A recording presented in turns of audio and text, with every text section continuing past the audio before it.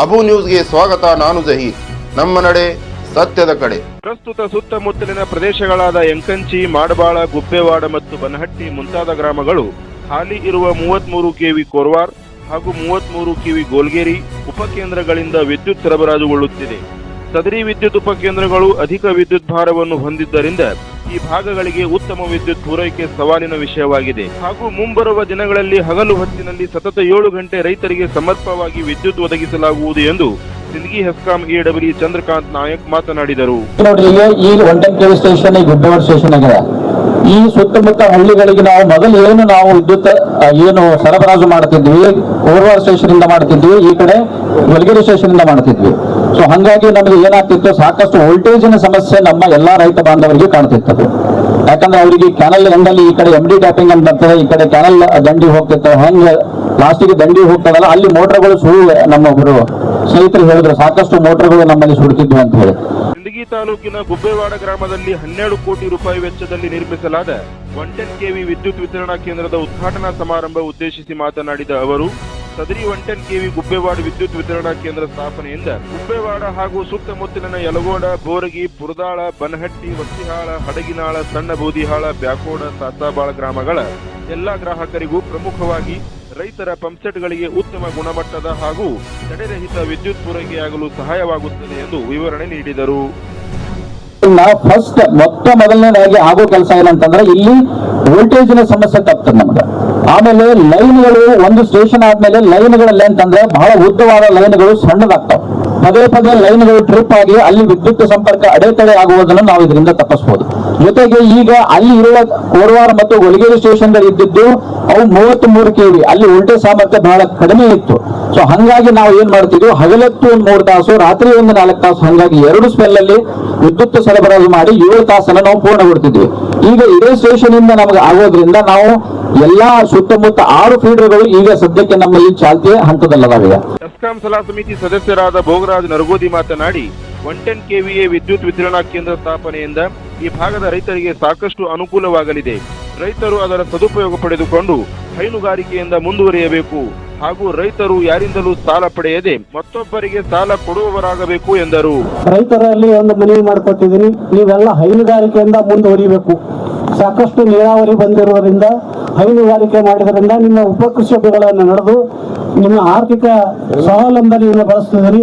ಅದಕ್ಕಾಗಿ ಸಮಗ್ರ ಕೃಷಿ ಮಾಡಬೇಕು. ಇವತ್ತು ಕೋಳಿ ಸಾಕಾಣಿಕೆ ಇರ್ಬೋದು, ಮೀನು ಸಾಕಾಣಿಕೆ ಇರ್ಬೋದು, ಕುರಿ ಸಾಕಾಣಿಕೆ ಇರ್ಬೋದು, ಹಸು ಸಾಕಾಣಿಕೆ ಇರ್ಬೇಕು. ಇವೆಲ್ಲ ಮಾಡಿಕೊಂಡ್ರೆ ಸಮಗ್ರ ಕೃಷಿ ಆಗ್ತದೆ. ಸಮಗ್ರ ಕೃಷಿ ಮಾಡಿದ್ರೆ ರೈತರಿಗೆ ಅನುಕೂಲ ಆಗ್ತದೆ. ರೈತ ಮತ್ತೊಬ್ಬರ ಬಳಿ ಸಾಲ ಕೇಳೋದು ಬೇಡ, ರೈತನಿಗೆ ಮತ್ತೊಬ್ಬರಿಗೆ ಸಾಲ ಕೊಡಂಗಾಗಬೇಕು. ಅದು ನಮ್ಮ ದೇಶದ ಒಂದು ಗುರಿ ಆಗ್ತದೆ.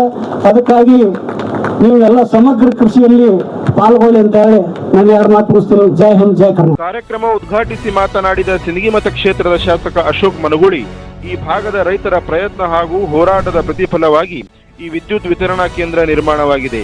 12 ಕೋಟಿ ರೂಪಾಯಿ ವೆಚ್ಚದಲ್ಲಿ ನಿರ್ಮಾಣಗೊಂಡಿರುವ ಈ ವಿದ್ಯುತ್ ವಿತರಣಾ ಕೇಂದ್ರ ಈ ಭಾಗದ ರೈತರಿಗೆ ನೀರಾವರಿ ಜೊತೆಗೆ ಅತ್ಯುತ್ತಮ ವಿದ್ಯುತ್ ಸರಬರಾಜು ಮಾಡಬೇಕು ಎಂಬ ನಿಟ್ಟಿನಲ್ಲಿ ಸರ್ಕಾರದ ಮುಂದೆ ಪ್ರಸ್ತಾವನೆ ಸಲ್ಲಿಸಿ ವಿದ್ಯುತ್ ವಿತರಣಾ ಕೇಂದ್ರ ನಿರ್ಮಾಣ ಮಾಡಿಸಲಾಗಿದೆ.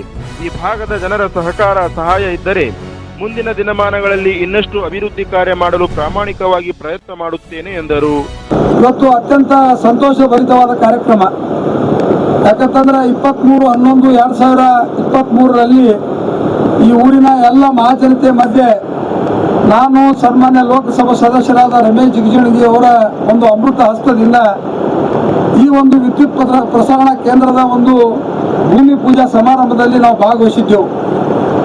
ಈ 2 ವರ್ಷದ ಕಾಲಾವಧಿಯಲ್ಲಿ ನಮ್ಮ ಇಲಾಖೆಯ ಅಧಿಕಾರಿಗಳ ಒಂದು ಶ್ರಮ, ಅವರ ಒಂದು ಪ್ರಯತ್ನದ ಫಲವಾಗಿ 2 ವರ್ಷದ ಕಾಲಾವಧಿಯಲ್ಲಿ ಈ ಒಂದು ವಿದ್ಯುತ್ ಪ್ರಸರಣ ಕೇಂದ್ರ ಉದ್ಘಾಟನೆ ಆಗಿದ್ದು ನನಗೆ ಬಹಳ ಸಂತೋಷ ಆಗೈತೆ ಅಂತೇಳಿ ಸಂದರ್ಭದಲ್ಲಿ ಹೇಳಕ್ ಬಯಸ್ತಾ ಇದ್ದೀನಿ. ಇಲ್ಲಿ ಕುಳಿತಿರುವಂತ ಗುಬ್ಬೇವಾಡ ಗ್ರಾಮಸ್ಥರಿಗೆ ನೆನಪಿರ್ಬೋದು, ನಮ್ಮ ತಂದೆಯವರಾದ ದಿವಂಗತ MC ಮನಗೂಳಿ ಅವರು 2018ರಲ್ಲಿ ಶಾಸಕರಾಗಿದ್ದರು ಸಮ್ಮಿಶ್ರ ಸರ್ಕಾರದಲ್ಲಿ.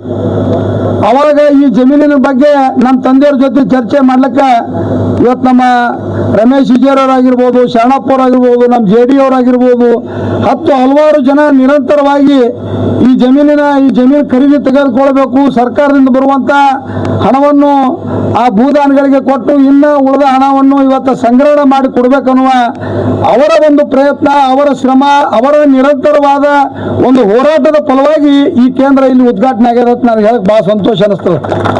ಸರ್ಕಾರ ಎಷ್ಟು ಪ್ರಯತ್ನ ಮಾಡ್ಯದ, ಸರ್ಕಾರಕ್ಕಿಂತ ಹೆಚ್ಚಿಗೆ ಈ ಭಾಗದ ರೈತರ ಪ್ರಯತ್ನದ ಫಲವಾಗಿ ಈ ವಿದ್ಯುತ್ ಕೇಂದ್ರ ಇಲ್ಲಿ ಪ್ರಾರಂಭವಾಗಿದ್ದು ಅತ್ಯಂತ ಹೆಮ್ಮೆಯ ಸಂಗತಿ ಅಂತ ಹೇಳಿ ಸಂದರ್ಭದಲ್ಲಿ ನಾವು ಹೇಳಬೇಕಾಗ್ತೈತಿ. ಯಾಕಂತಂದ್ರೆ 12 ಕೋಟಿ ರೂಪಾಯಿ ವೆಚ್ಚದಲ್ಲಿ ನಿರ್ಮಾಣವಾಗಿರುವಂಥ ಈ ಒಂದು ಕೇಂದ್ರ ಈ ಭಾಗದ ಹಳ್ಳಿಗಳಾದ ಇವತ್ತು ಬೋರ್ಗಿ, ಪುರದಾಳ, ಬನ್ನೆಟ್ಟಿ, ಗುಬ್ಬೇವಾಡ, ಅಡಿಗನಾಳ, ಕಣ್ಗುಡ್ಡ್ಯಾಳ, ಇವತ್ತು ಸಾಸವಾಳ ಈ ಎಲ್ಲ ಗ್ರಾಮಗಳಿಗೆ ಒಂದು ಅತ್ಯುತ್ತಮವಾದ ವಿದ್ಯುತ್ತಿನ ಒಂದು ಸರಬರಾಜು ಆಗಬೇಕು, ಉತ್ತಮವಾದ ವೋಲ್ಟೇಜ್ ಕೊಡಬೇಕು. ಈ ಭಾಗದ ರೈತರು ಇವತ್ತು ನೀರಾವರಿಯಿಂದ ಇವತ್ತು ಸೌಲಭ್ಯವನ್ನು ಪಡೆದುಕೊಂಡಾರ. ಆ ನೀರಾವರಿ ಸೌಲಭ್ಯದ ಜೊತೆಗೆ ನಾವು ಗುಣಮಟ್ಟದ ವಿದ್ಯುತ್ ಕೊಡಬೇಕನ್ನೋ ನಿಟ್ಟಿನಲ್ಲಿ ನಮ್ಮ ಕರ್ನಾಟಕ ಘನ ಸರ್ಕಾರ ಈಗಾಗಲೇ ನಮ್ಮ ಪವಾರ್ ಅವರು ಹೇಳಿದ ಹಾಗೆ ಇವತ್ತು ಸಿಂದಗಿ ಮತಕ್ಷೇತ್ರದಲ್ಲಿ ನಾನು ಶಾಸಕನಾಗಿ ಆರಿಸಿ ಬಂದ ಮೇಲೆ ಇವತ್ತು 7 ಹೊಸ ಕೇಂದ್ರಗಳಿಗೆ ನಾವು ಪ್ರಸ್ತಾವನೆ ಸಲ್ಲಿಸಿದ್ದೆವು. ಒಂದು ಕಡ್ಡಿ, ಆಮೇಲೆ ಇದು ಗುಬ್ಬೇವಾಡದ 2018ರ ಪ್ರಸ್ತಾವನೆ ಹೋಗಿತ್ತು. ಕಡ್ಡಿ ಮತ್ತು ಗುಬ್ಬೇವಾಡ, ಆಮೇಲೆ ತಾಂಬಾ, ದೇವರನಾದ್ಗಿ, ಒಂದಾಲ ಮತ್ತು ಕನ್ನೊಳ್ಳಿ ಮತ್ತು ಕೋರಳ್ಳಿ ಈ 7 ಗ್ರಾಮಗಳಿಗೆ ಹೊಸ 110 kV ಆಗ್ಬೇಕಂತ ಹೇಳಿ ನಾವು ಪ್ರಸ್ತಾವನೆ ಕೊಟ್ಟಿದ್ದೆವು. ಅದರಲ್ಲಿ ಈಗಾಗಲೇ 2 ಮಂಜೂರಾಗಿ ಕೆಲಸ ಪ್ರಾರಂಭ ಆಗ್ಯಾವ. ಒಂದು ಕಡ್ನಿ, 2ನೇದೇನಪ್ಪ ಕೋರಳ್ಳಿ. ಇನ್ನು 3 ಕೇಂದ್ರಗಳು ಇವತ್ತು ಪ್ರಾರಂಭ ಹಂತದಲ್ಲಿ ಅವು ಯಾವಪ್ಪ ಅಂತಂದ್ರೆ ತಾಂಬಾ ಮತ್ತು ಕನ್ನೊಳ್ಳಿ, ಇನ್ನೊಂದು ದೇವರನಾದ್ಗಿ. ಈ 3 ಗ್ರಾಮಗಳಲ್ಲಿ ಈಗ ಇನ್ನು ಕೇವಲ 2-3 ತಿಂಗಳಲ್ಲಿ ಅವು ಸಹಿತ ಪ್ರಾರಂಭ ಆಗುವಂಥ ಹಂತದಲ್ಲಿ ಅವತ್ತು ಹೇಳಕ್ಕೆ ನನಗೆ ಭಾಳ ಸಂತೋಷ ಅನ್ನಿಸ್ತದೆ. ಭಾಳ ಒಂದು ಶಿಸ್ತುಬದ್ಧವಾದ ಕಾರ್ಯಕ್ರಮವನ್ನು ಆಯೋಜನೆ ಮಾಡಿ ಇವತ್ತು ನಮ್ಮ ಎಲ್ಲ ಇಲಾಖೆ ಅಧಿಕಾರಿಗಳಿಗೆ, ಎಲ್ಲ ರೈತ ಬಾಂಧವರ ಪರವಾಗಿ ಮತ್ತು ಗ್ರಾಹಕರ ಪರವಾಗಿ, ಹಿರಿಯರ ಪರವಾಗಿ ವಿಶೇಷವಾದ ಅಭಿನಂದನೆಗಳನ್ನು ಸಲ್ಲಿಸಿ ಇವತ್ತು ತಾವೆಲ್ಲರೂ ಈ ಕಾರ್ಯಕ್ರಮಕ್ಕೆ ಬಂದು ಯಶಸ್ವಿಗೊಳಿಸಿದ್ದಕ್ಕಾಗಿ ತಮಗೆಲ್ಲರಿಗೆ ಮತ್ತೊಮ್ಮೆ ನನ್ನ ನಮಸ್ಕಾರಗಳನ್ನು ತಿಳಿಸಿ ನಾನು ಮಾತು ಮುಗಿಸ್ತೀನಿ. ಜೈ ಹಿಂದ್, ಜೈ ಕರ್ನಾಟಕ.